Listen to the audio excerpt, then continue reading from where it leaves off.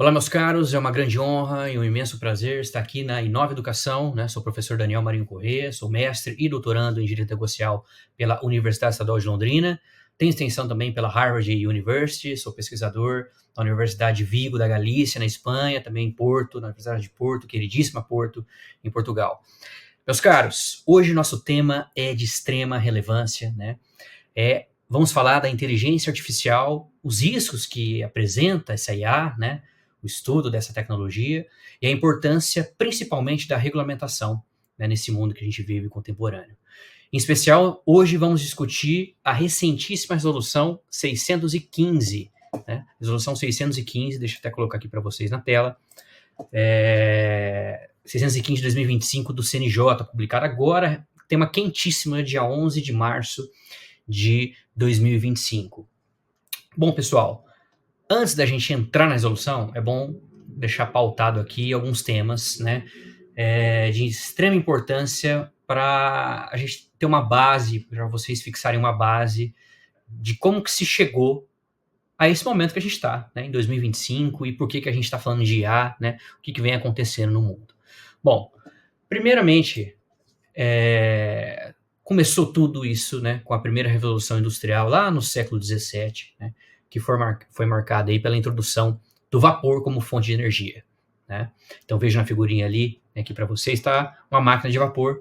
No século XVII, o vapor, né, transformou profundamente o processo de produção e de transporte. Essa foi dita, né, colocada nos livros de história como o primeiro marco, né, a primeira grande revolução industrial.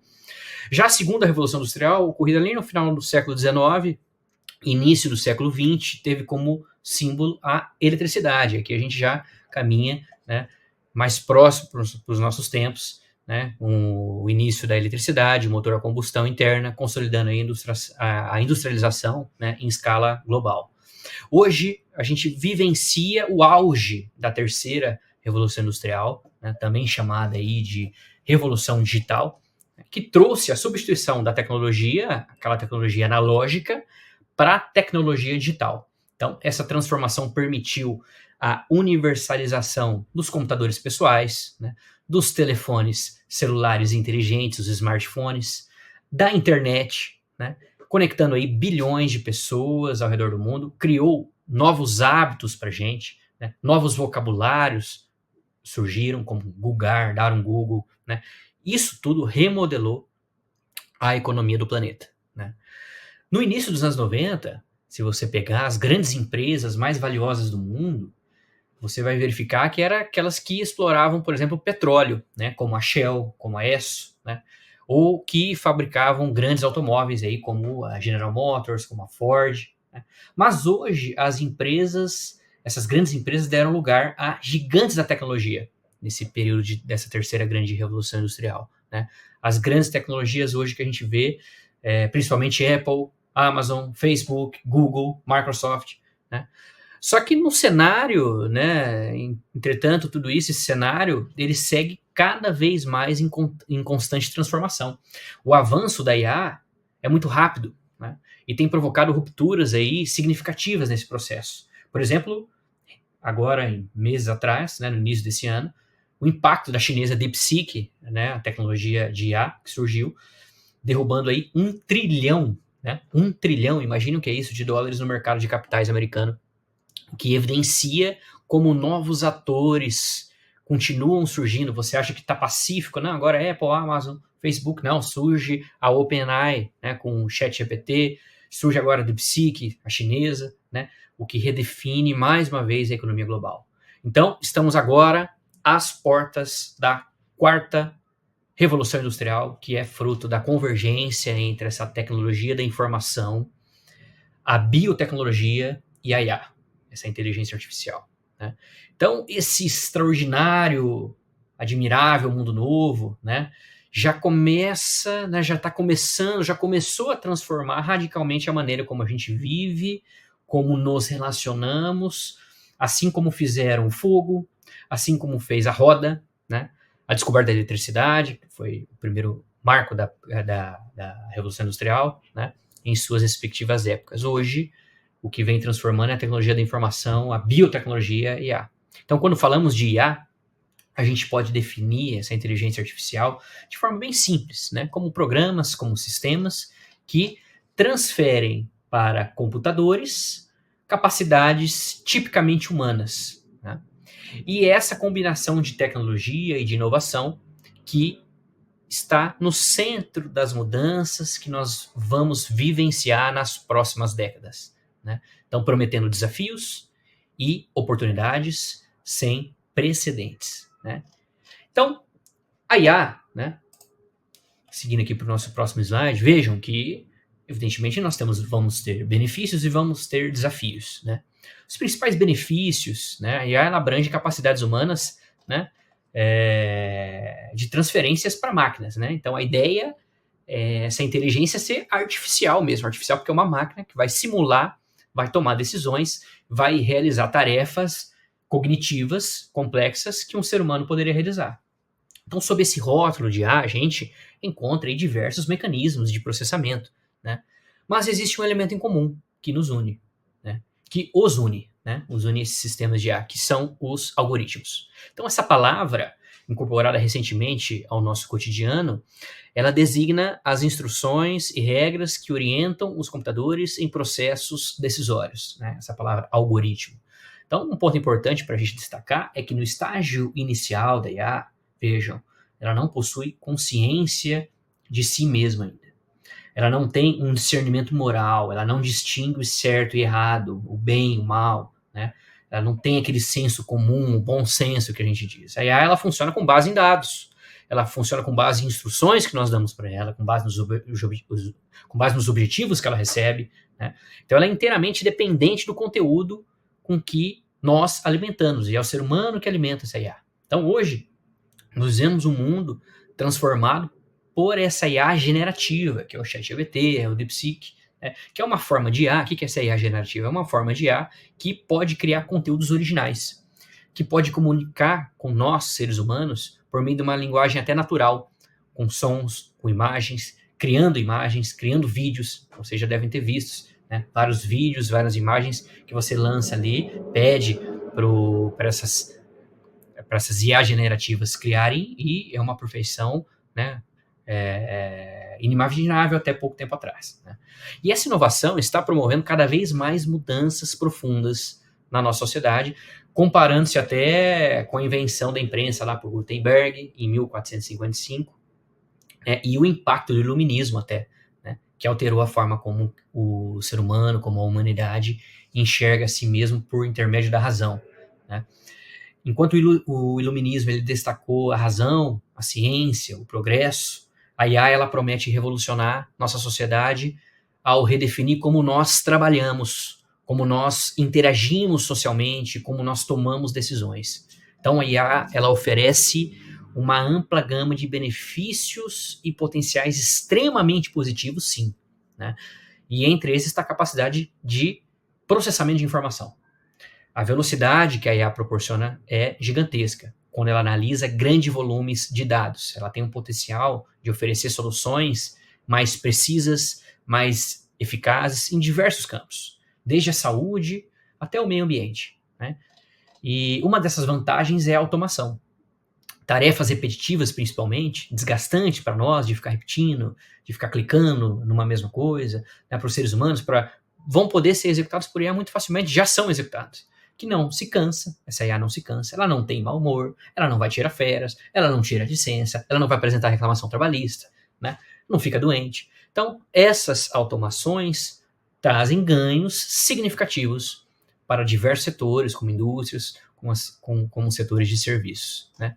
Na medicina, por exemplo, aplicações de IA são incontáveis. Exames de imagem, por exemplo, já são realizados hoje com mais precisão por sistemas de inteligência artificial. A IA tem acelerado pesquisas de desenvolvimento de novos medicamentos, melhorado diagnósticos e viabilizando, né, hoje cirurgias robóticas, cirurgias inclusive neurais de alta complexidade, né? E no direito, que nos interessa aqui, no direito, no cenário jurídico, os avanços também são gigantescos. O Supremo Tribunal Federal, o STF, ele tem utilizado a IA para reunir processos por temas, o que permite identificar matérias repetitivas e reduzindo o volume de casos que estão pendentes no seu acervo. Então, por exemplo, vejam, o STJ, vocês imaginam, o STJ, ele, aqui falando do Superior Tribunal de Justiça, né? Não no nosso Supremo Tribunal Federal, mas do STJ, Superior Tribunal de Justiça nosso. São 33 ministros, ao contrário do STF, que são 11, né? Os dados que nós temos, né? Ano passado bateu, em 2024, bateu mais de 20 mil processos para cada um deles por ano para julgar. Para dar conta, cada ministro teria que julgar 55 processos por dia. Como é que faz, né? É basicamente humanamente impossível isso, né? Então eu gostaria que vocês observassem esse gráfico aqui que eu trouxe para vocês. Então vejam, ele ilustra o uso crescente da IA generativa no Poder Judiciário diante desse feito, porque, 33 ministros, juízes, né, tem os servidores, tem assessores, mas 55 processos para você julgar por dia, não tem como, é humanamente impossível, né? Então, esse uso da IA generativa no Poder Judiciário, dados realizados no meio do ano passado, de 2024, né, de 16 de maio a 15 de junho, pelo CNJ, né, a maioria ainda está usando a IA como um buscador, como um Google. Vejo ali, né, perguntas sobre diversos assuntos, tipos de uso realizados, né, perguntas sobre diversos assuntos, aqui, ó, 70%, geração de textos, né, pesquisas em geral, resumos, traduções, ainda não está usando a IA com potencial que, com buscas de jurisprudência, análise de dados. Então, ainda, agora, com a criação de código de programação já bem baixo, né? Já o servidor acaba usando um pouco mais, magistrados um pouco menos. Mas vejam, o grande core aqui é para a questão de dados, é como se fosse um buscador, né? Só que a inteligência artificial pode ser uma poderosa aliada para promover, inclusive, inclusão e acessibilidade no sistema de justiça. Esse cenário pode redefinir o papel de juiz, de analistas, de assessores, de estagiários, né, que vão deixar de ser executores de tarefas mecânicas, robóticas, né, para deixar para o robô justamente essas tarefas robóticas, né, e se tornar, então, esses juízes, analistas, assessores, estrategistas, intérpretes críticos, né? Então, essa é a ideia para somar a IA no judiciário. Além disso, a IA também não é apenas uma ferramenta, né? Ela pode ser um assessor qualificado, ou como alguns colegas dizem, né, o assessor do assessor, né? Então, vejam, atualmente há no STF o desenvolvimento de um programa de IA com uma função bastante prática, né, que é gerar resumos automatizados de processos. Vejam, imagine um caso com 20 volumes para ser sintetizados. E aí, 20 volumes de processos, né? E poder sintetizar tudo isso em 4, 5 páginas, né? Contendo ali os fundamentos da petição inicial, as decisões de primeiro grau, as decisões de segundo grau, as razões recursais, né? Então, vejam, isso facilita muito a vida dos assessores, dos juízes, dos servidores. Embora o juiz continue sendo o responsável final, essa ferramenta, essa IA, vai tornar o trabalho muito mais eficiente, muito mais organizado, né? Então, vejam, embora o juiz continue sendo, evidentemente, quem analisa finalmente, né, ao fim e a cabo, todo o processo. Além do direito, a IA também possui um potencial extraordinário para transformar também nossa sociedade em outros campos. A gente já falou da medicina, mas também tem questão do meio ambiente, né? Ela pode ser usada para monitorar eventos climáticos, ela pode ser usada para como analisar desastres. Vejam os desastres ocorridos recentemente no Rio Grande do Sul, no ano passado, né? Ela pode aprimorar, ela pode prever isso, como já vem acontecendo nos Estados Unidos, com análise de IA, de estudos, de gráficos, para prever furacões, né, tornados, mudanças climáticas mais severas, prevenir, poder tirar aquelas pessoas, analisar onde pode ser a questão de risco e tirar aquelas pessoas daquelas casas, né, até passar essa tempestade, aprimorar usos de agrotóxicos, detectar condições de solo e impulsionar também, inclusive, o agronegócio. Então vejam, as possibilidades são praticamente infinitas e eu, pessoalmente, sou um entusiasta da aplicação da inteligência artificial. Só que, no entanto, evidentemente, é importante destacar os riscos reais envolvidos da IA, e alguns desses riscos são inevitáveis e, evidentemente, merece atenção, né? Então, quais são os desafios que temos aqui, né? O impacto inevitável um dos principais, né, que todo mundo já pensa, é no mercado de trabalho. Muitos estudos aí indicam que entre 45% e 60% dos empregos tradicionais podem ser eliminados devido à substituição, né, de tarefas pelos sistemas de IA. E não se trata, evidentemente, de apenas de atividades mecanizadas, né, ou repetitivas. Vejam que a IA está avançando rapidamente no desempenho de tarefas intelectuais, oferecendo soluções rápidas e eficientes em áreas que antes eram exclusivas do raciocínio humano. Então, embora novos empregos e demandas acabam sendo criadas, né, por conta da IA, tem um descompasso, tem um gap significativo aí para muitas pessoas. Porque, por exemplo, um motorista de táxi, dificilmente ele vai se tornar um programador, né, do dia para a noite, vai ter o uso fácil dessas tecnologias. Então, a gente tem um gap aí, embora novos empregos sejam criados com base nessa IA, muitos empregos serão perdidos também, né? Então, é fundamental para o governo, aqui uma questão de governança, implementar programas de capacitação, de redes de proteção social, né, para adaptar tudo isso ao novo mercado. Um outro risco preocupante também é a utilização bélica da IA. Há temores crescentes de que as próximas guerras não vão ser marcadas por armas convencionais, mas por ataques cibernéticos, né? E pior, armas letais autônomas, né, que não tem intervenção humana. Imaginam robôs aí a gente está na Matrix mesmo, a gente está no Robocop, né, no filme do Robocop, no Exterminador do Futuro. Isso, evidentemente, levanta questões éticas graves, né, já que essas máquinas podem operar sem responsabilidade humana direta. E vejam, a ONU já discute tratados internacionais para limitar e até mesmo proibir o uso dessas tecnologias, né? Outro ponto também é a massificação de desinformação, né? Já é uma ameaça crescente. Então, casos como as eleições presidenciais dos Estados Unidos em 2016, as eleições brasileiras em 2018, mostram como a desinformação pode ter questões e pode influenciar decisões democráticas, né? Também há riscos à privacidade, né? A plataforma de IA depende de dois grandes pilares, que são dados e engajamento. Isso implica a coleta massiva de dados. E o que isso quer dizer? Informações pessoais, que vão poder ser usadas para vigilância nossa, como identificação facial, como rastreamento geográfico, né? Em regimes autoritários, por exemplo, essas ferramentas podem ser utilizadas para controlar, para oprimir populações. Então, há um risco muito alto nesse tipo de tecnologia, né?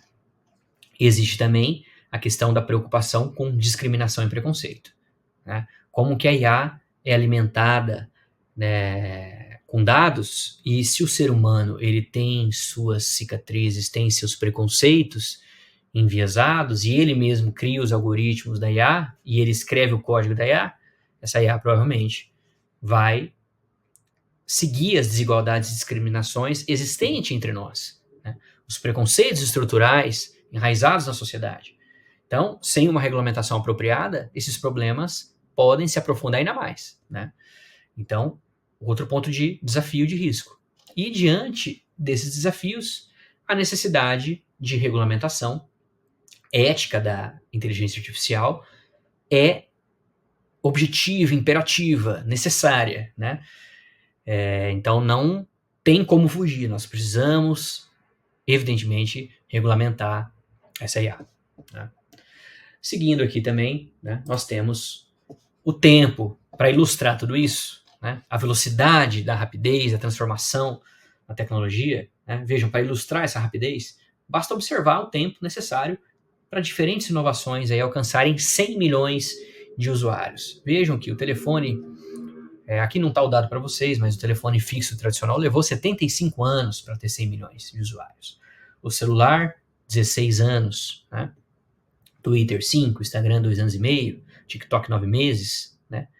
E o ChatGPT 2 meses para chegar nos 100 milhões de usuários, né? Então, vejam, o principal desafio hoje é a necessidade de regulamentação. Mas a regulamentação ela tem problemas também, evidentemente, porque ela pode interromper a inovação, caso essa regulamentação seja excessiva, né, seja muito restritiva, E ela pode estabelecer também reservas de mercado, beneficiando os atores, os players já consolidados no mercado. Por isso que a regulação dessa IA, ela exige um equilíbrio delicado, né? E o professor ministro, né, Barroso, Luiz Roberto Barroso, entende que teriam 3 eixos principais para a regulamentação.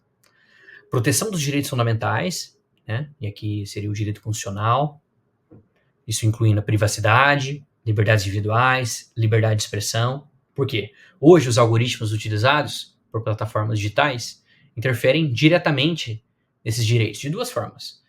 Moderando o conteúdo, né? Ou seja, os algoritmos, eles reduzem o alcance ou retiram manifestações de circulação com base nos critérios internos da plataforma, né? Então isso precisa transparência. E as recomendações personalizadas. As plataformas sugerem os conteúdos, as publicidades, né? Vejam, quantas vezes já não aconteceu de você estar pensando em comprar um produto, dá uma pesquisadinha, ou já fala, quero comprar uma geladeira tal, chove, né? Aparece um monte de geladeira para você de publicidade no seu feed, no seu Instagram, no Google, nos sites que você pesquisa, né? Então essas recomendações personalizadas, além de, mais do que detectar suas vontades, que ela não deixa de detectar o que você está querendo, essas tecnologias são capazes não só de detectar vontades, mas de criar vontades, de formar novas vontades, induzindo preferências, induzindo comportamentos, né? Então, por isso que é necessário uma proteção de direitos fundamentais aqui. Além disso, também, um outro eixo, né, garantir a inovação responsável, porque a regulamentação ela não pode sufocar o avanço tecnológico.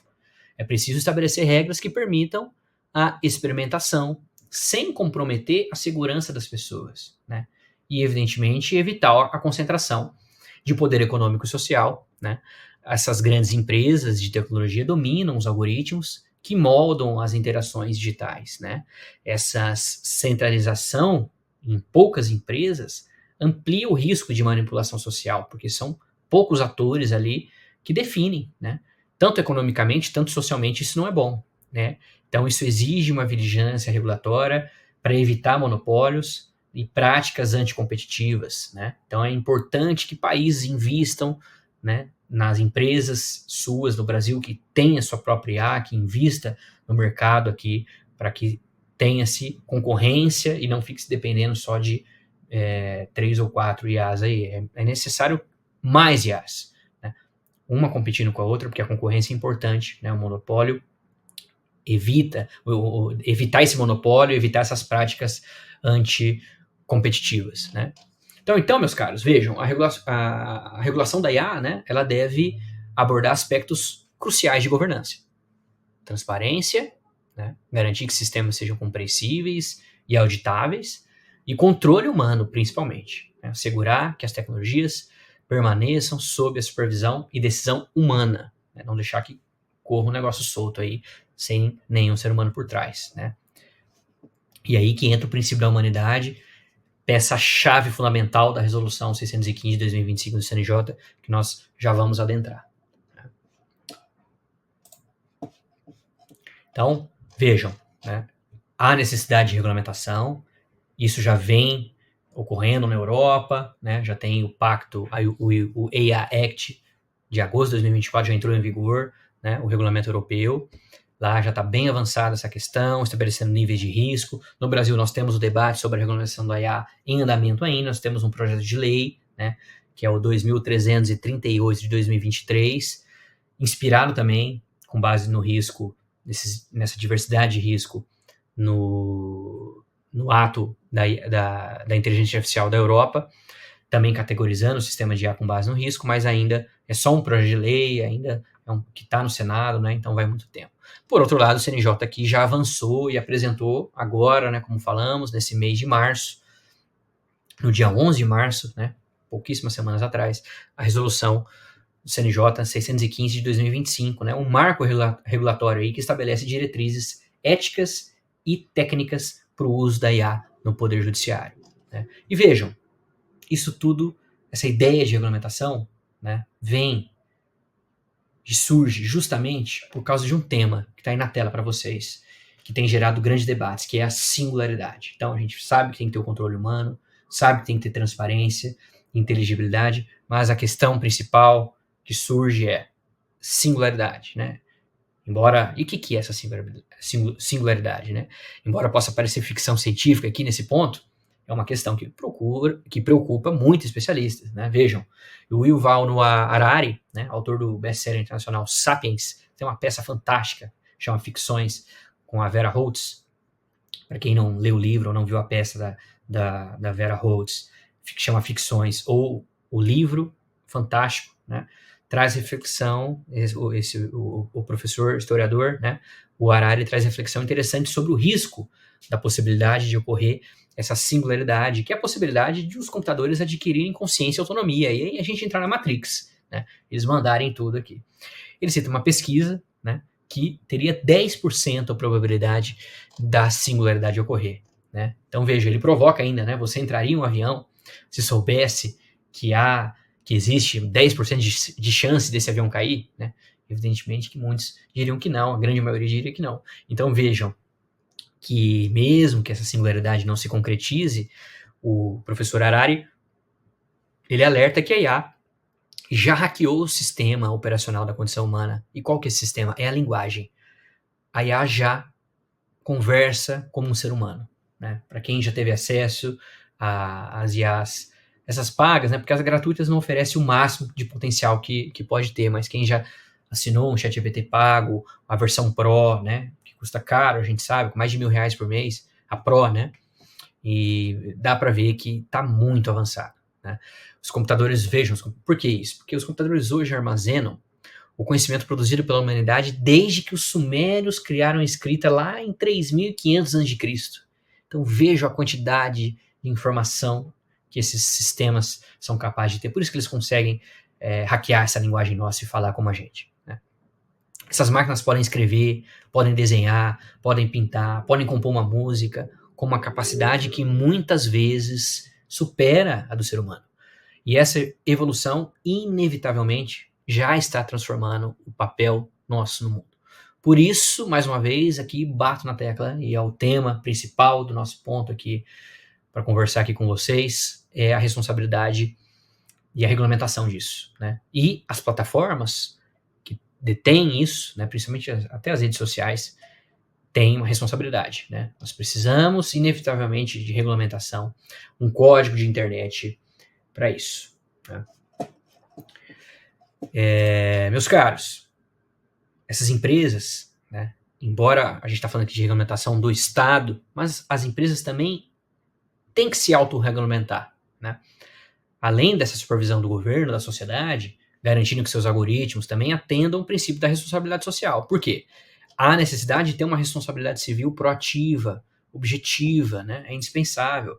Porque se essas grandes plataformas elas criam algoritmos complexos para maximizar seus lucros e ganhar dinheiro com esses algoritmos, elas também têm que desenvolver sistemas que promovam a autorregulamentação das redes, né?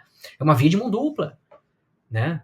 Aquela famosa frase, com grandes poderes vem grandes responsabilidades, né? Que geralmente é atribuída, você já deve ter ouvido muitas vezes isso, com grandes poderes vem grandes responsabilidades, e essas plataformas têm grandes poderes, por isso têm grandes responsabilidades. E essa frase, geralmente atribuída ao tio Ben, né, do Homem-Aranha, mas na verdade é do Voltaire, né? E esse singelo erro revela como as fake news moldam a nossa visão da realidade. E em tempos de desinformação, essas distorções tornam ainda mais urgente, evidentemente, a implementação de uma governança digital eficaz e responsável. Então vejam, as capacidades humanas vão continuar indispensáveis, tá? Por mais que desenvolva essas IAs, as capacidades humanas continuarão indispensáveis, principalmente em áreas como o direito, né?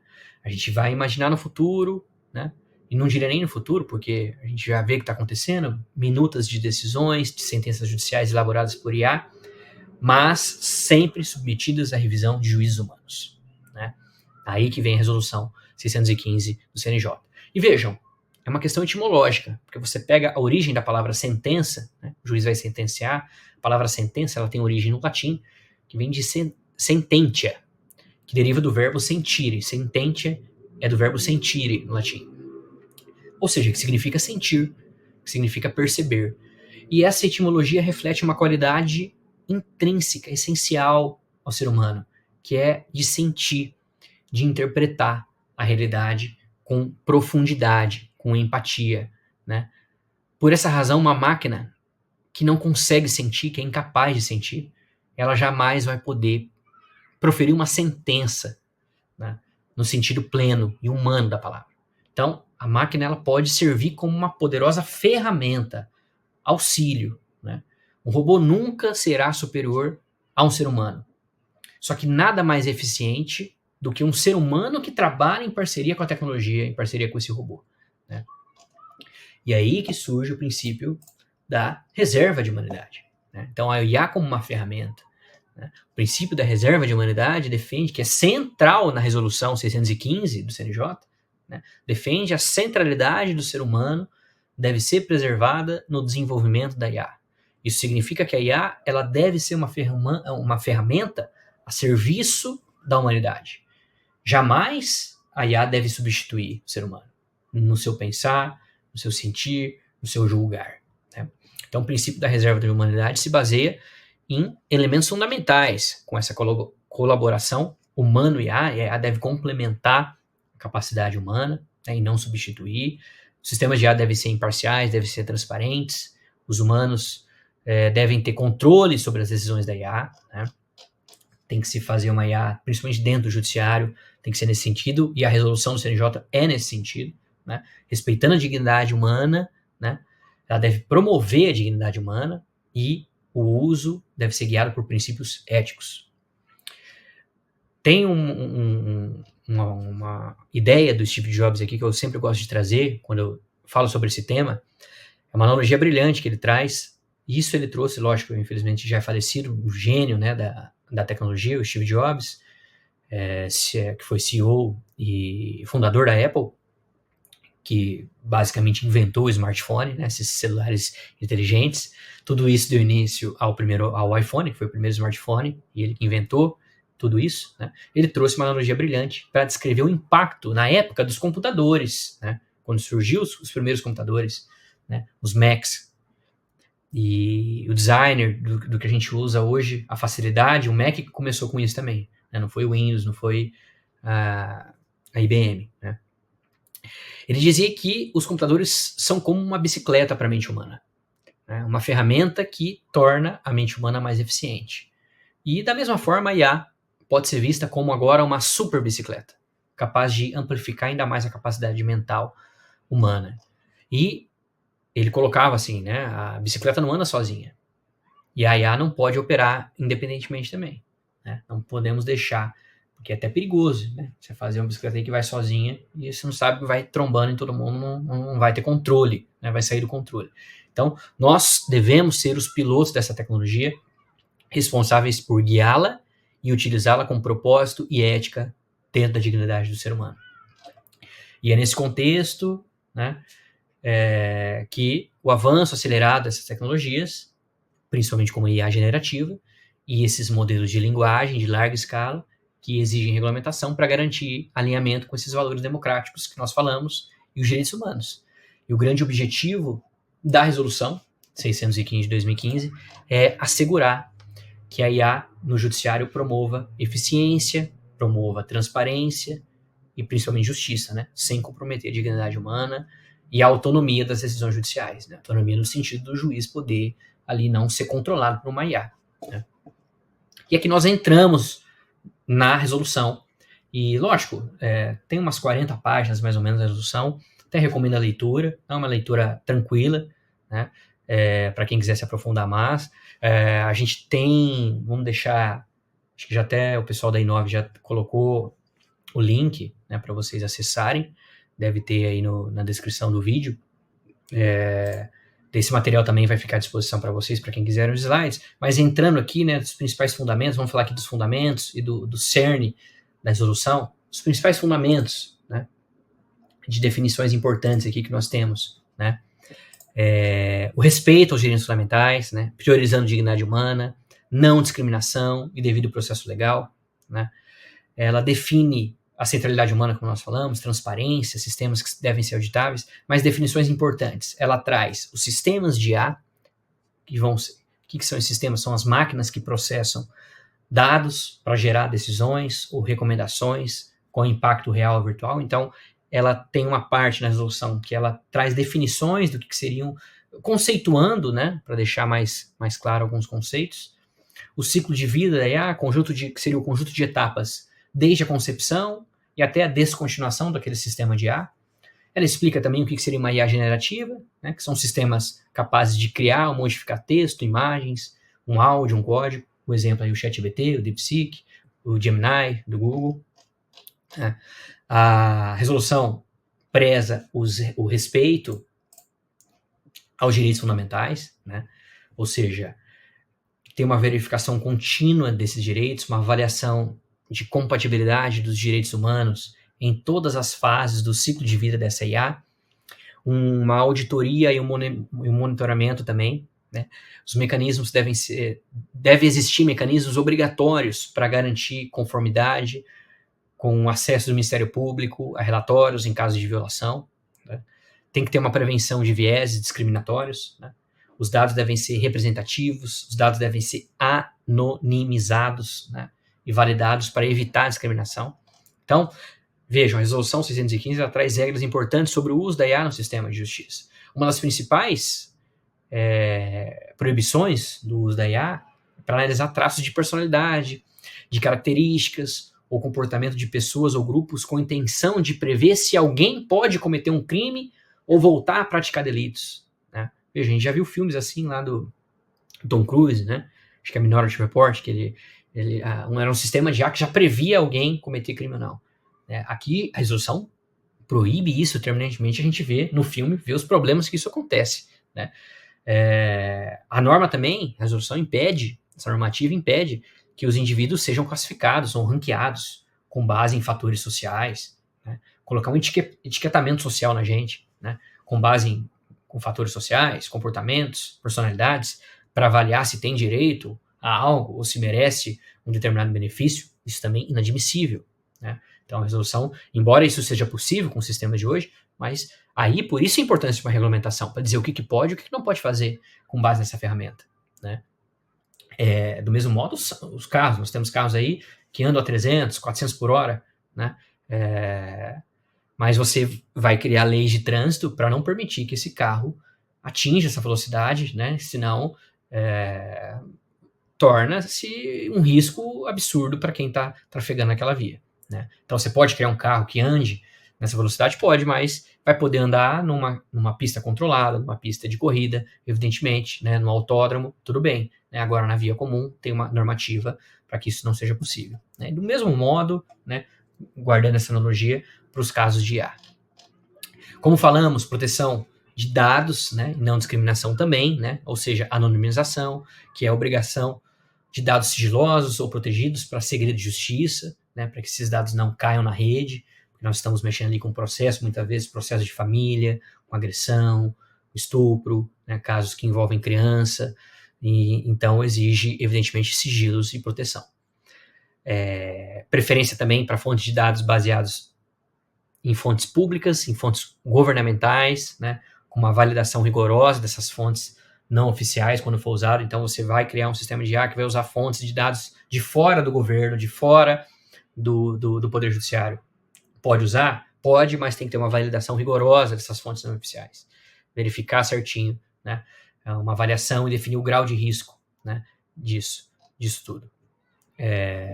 E, falando em grau de risco, ele categoriza essa normativa, né, os tribunais realizam avaliações, né, o Comitê Nacional ela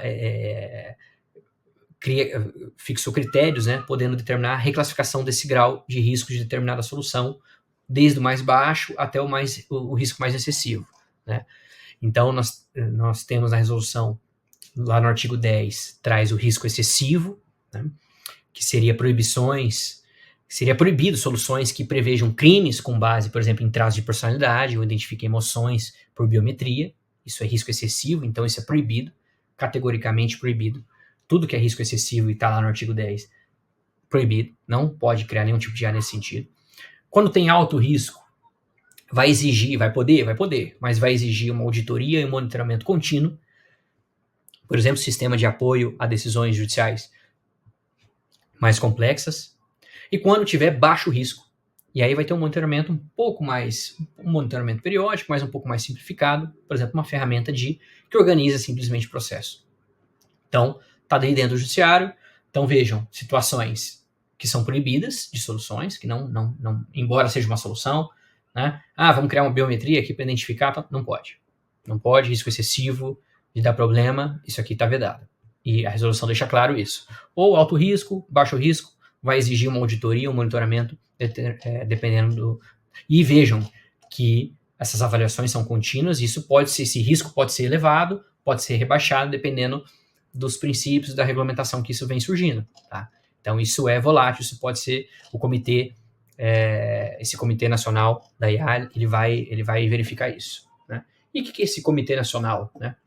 É que a gente falando de governança e de medidas de controle, evidentemente precisamos de transparência, né? Precisamos publicar relatórios detalhados, né? De como que vem sendo usado esses sistemas de IA. Então, a resolução do CNJ vem trazendo isso para o judiciário. A interoperabilidade, que são sistemas, né, que devem ser integrados entre os órgãos judiciais. Por quê? Para um judiciário, por exemplo, do Paraná, judiciário de São Paulo, judiciário do Rio de Janeiro, judiciário de Minas, cada um tem o seu programinha. Não precisa, né? Há necessidade de ter interoperabilidade. Usar um sistema integrado só, para evitar duplicação, para todo mundo usar o mesmo sistema, para usar a verba dos tribunais para esse sistema, fomentar esse sistema. Não tem sentido cada um ter o seu, simplesmente pelo ego, eu tenho o meu aqui e tal. Não há necessidade disso. Então, vem a resolução também nesse sentido e cria o Comitê Nacional de IA no Judiciário. São 27 membros, e aí membros do CNJ, membros da OAB, juízes, promotor de justiça, membros da sociedade civil, que vão ser responsáveis por classificar os riscos, por fiscalizar os sistemas e também propor normas, né? Eles vão avaliar a categorização desses riscos, vão reclassificar, vão estabelecer normas para os Sinapses. O que é essa plataforma Sinapses? A plataforma Sinapses é uma plataforma nacional, mantida aí pelo CNJ, que tem como uma das finalidades harmonizar os modelos de IA desenvolvidos aí por todo o Poder Judiciário. Então, o Paraná desenvolveu um modelo de IA de minuta de sentença, o outro desenvolveu um IA para análise de transcrição de testemunhas em audiência e tal. Tudo isso é catalogado nessa plataforma Sinapses, né? E é uma plataforma do CNJ para armazenar os modelos de IA desenvolvidos, para justamente ver, nessa governança, analisar essa transparência, verificar o relatório se está funcionando, verificar a interoperabilidade, usar, está fazendo uma IA aqui que é a mesma lá que o tribunal do Paraná está fazendo uma IA que o tribunal do Rio já está fazendo. Então vamos os dois laboratórios de inovação dos dois tribunais, vamos conversar, vamos fazer uma IA só, né? Vamos desenvolver uma IA em conjunto, né? Confecciona um relatório anual sempre, né? Para fazer as auditorias, atualizando os riscos e recomendando soluções e mudanças quando precisar. Então, esse é o papel dessa governança, dessas medidas de controle, todo esse papel pelo comitê, né, que vai fazer toda essa análise, né? Ainda traz o uso de modelos de linguagens, né, que deve ser um caráter auxiliar, sempre focando nisso, o princípio da humanidade, né? Tem que ter o ser humano no controle, só pode ser usado como apoio, nunca como decisores autônomos, né? Caráter auxiliar, capacitação obrigatória dos usuários, dos servidores, dos juízes, deve ser treinado, deve ter curso. Antes de usar a ferramenta que foi desenvolvida, o tribunal tem que lançar um curso com regulamentação para estudar essa resolução 615, para estudar sobre ética, estudar sobre IAs, estudar como que mexe, né? Para ter essa capacitação, para os usuários serem treinados e saber do risco ético dessas ferramentas, né? Além disso, armazenamento também seguro.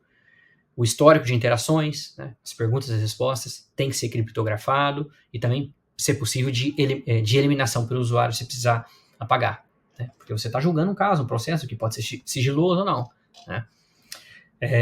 Também com relação à contratação de sistemas de IA generativa, né? Porque, vejam, o Poder Judiciário contrata com a Microsoft, né? Com a Apple, com o Google, o Gemini. Então, tem que ter uma conformidade legal. Essas empresas que vão ser contratadas têm que respeitar a LGPD, têm que respeitar a lei de propriedade intelectual, têm que respeitar a resolução 615 agora do CNJ, né? E tem que ter aquela privacidade por padrão, né, que é chamada, que é uma configuração restritiva na coleta de dados, né? Ou seja, não pode, os dados ali, né, no caso, tem que criar uma IA específica, não pode usar a IA que é para as pessoas comuns usarem. A IA tem que ser desenvolvida dentro do tribunal, pro tribunal, né, proibindo o compartilhamento não autorizado para fora do tribunal, porque a gente está ali dentro do Poder Judiciário com informações sensíveis das pessoas que estão ali, dos jurisdicionados que estão ali, né? Tem que ter uma qualidade, uma segurança dos dados, né, ser mantidos ali com cópias de auditoria, relatórios de segurança, criptografia obrigatória, porque nós estamos ali com dados do Poder Judiciário de um país, né? É um poder da República de um país, né? Então tem que ter um controle e uma qualidade de segurança desses dados. Também tem que ter um controle do usuário e, mais uma vez, bate na tecla da supervisão humana, né? Os sistemas não podem limitar, evidentemente, a análise crítica do juiz sobre decisões sugeridas pela IA. Então, o sistema não pode barrar, não, o juiz ele quer mexer em alguma coisa ali, o sistema da IA não deixa. Tem que deixar, porque quem, no final das contas, né, é o juiz que vai proferir a sentença, como a gente falou. Ele que sentiu ali. Às vezes a IA não capta alguma coisa que o juiz, no seu sentir, verificou, né? E também os cidadãos devem ser alertados quando estiver interagindo com o sistema de IA. Tem que destacar isso. Olha, isso aqui teve IA. Essa decisão foi feita, lógico, por um juiz, sob a supervisão humana, mas tem IA. Então, isso é importante para o jurisdicionado, para a pessoa saber que aquilo foi usado uma IA ali, né? Até para um eventual recurso, para analisar, então por isso que aconteceu tal coisa. Então, tem que ter informação ao público, né? Cidadãos devem ser alertados quando interagirem com o sistema de IA, destacando seu caráter não vinculante, tá? E por fim, né, no final também da resolução, traz ali o prazo de adequação dos tribunais, 12 meses, né? Não sei se esse prazo para entrar em conformidade com a resolução, se isso vai ser prorrogado ou não. Lembrando que foi agora dia 11 de março, né, de 2025, então 12 meses, até março de 2026, né? Também traz possibilidade de parcerias com outras instituições, que é a cooperação técnica, né, com outras instituições, como instituições privadas, inclusive, de outros países, e aplicação também imediata das normas aplicáveis aos projetos já em desenvolvimento. Lógico, tem 12 meses para entrar em conformidade com a resolução, mas já está valendo, né? As normas já são aplicáveis aos projetos em desenvolvimento do tribunal, algum tribunal já está desenvolvendo algum tipo de IA, já está valendo essa norma, tem que seguir a resolução 615 dentro desses princípios que a gente comentou, né? Essa cooperação técnica é importante, né, para desenvolvimento colaborativo da IA, né, desde que sejam observados as disposições da resolução, né, porque as normas, por mais que seja, Microsoft, eu sou de outro país, essa resolução aí para mim não serve. Se quiser trabalhar junto, em conjunto, tem que, né, e se é contratação, tem que seguir a resolução, senão não tem como, né, até iria de encontro à resolução e daria problema aí no CNJ, né. Então vejam, meus caros, aqui caminhando aqui já para o final, né, foi um bate-papo sobre o futuro da IA e o direito, falamos da resolução 615, que é um passo gigantesco, um passo fundamental para equilibrar essa inovação e a ética no judiciário, né? Ela prioriza a transparência, prioriza a supervisão humana, basicamente é o cerne dessa resolução, né? Proteção de direitos, ela assegura que a IA seja um aliado da justiça, né? E nunca um substituto para a inteligência e a sensibilidade humana, né? Evidentemente, a resolução, essa regulamentação gerou algumas críticas, o que é natural, né? Até positivo para o debate democrático.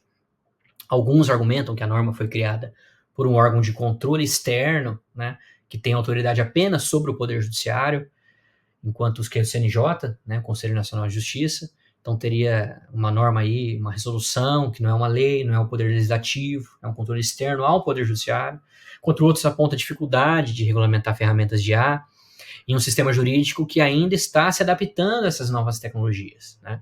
Então, apesar dessas questões, a vedação estabelecida reflete, né, as vedações dessa resolução, reflete um compromisso fundamental dessa resolução com os princípios constitucionais. Aí ficou bem claro para a gente aqui, né, como a dignidade da pessoa humana, como a presunção da inocência, como o devido processo legal, como a não discriminação, Então, a resolução, em outras palavras, ela busca, sim, garantir que a tecnologia seja usada de forma ética e que os direitos fundamentais das pessoas sejam, então, protegidas.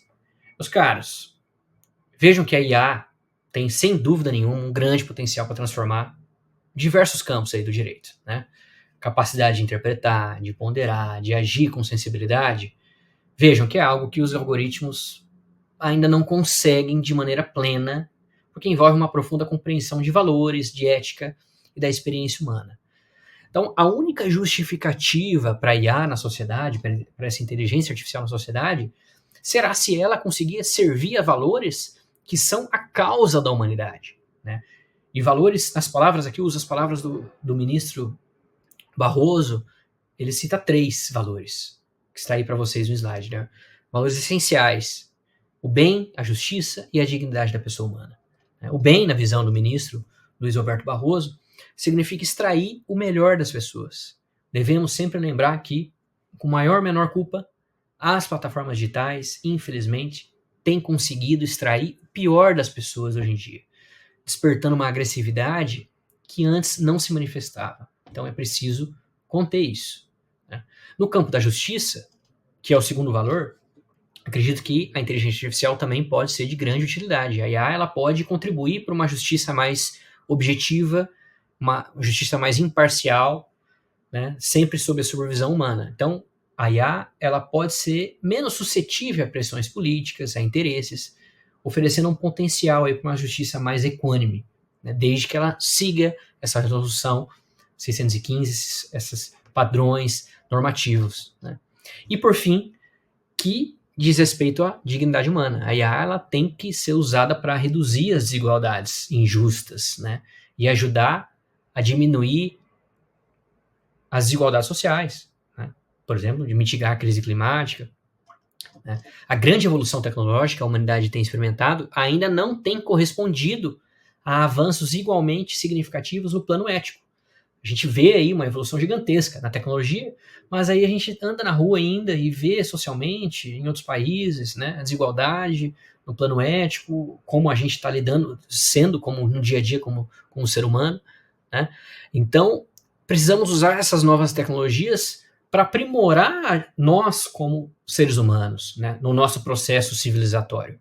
Então, a IA terá servido bem a causa da humanidade se contribuir para criar um mundo com menos igualdade, com mais justiça nas relações entre os indivíduos, entre os países, né? E, sobretudo, meus amigos, ajudar a fazer com que nós sejamos seres humanos melhores, né? Bom, espero que esse bate-papo, essa palestra aqui sobre a resolução 615 tenha sido de bom proveito para vocês.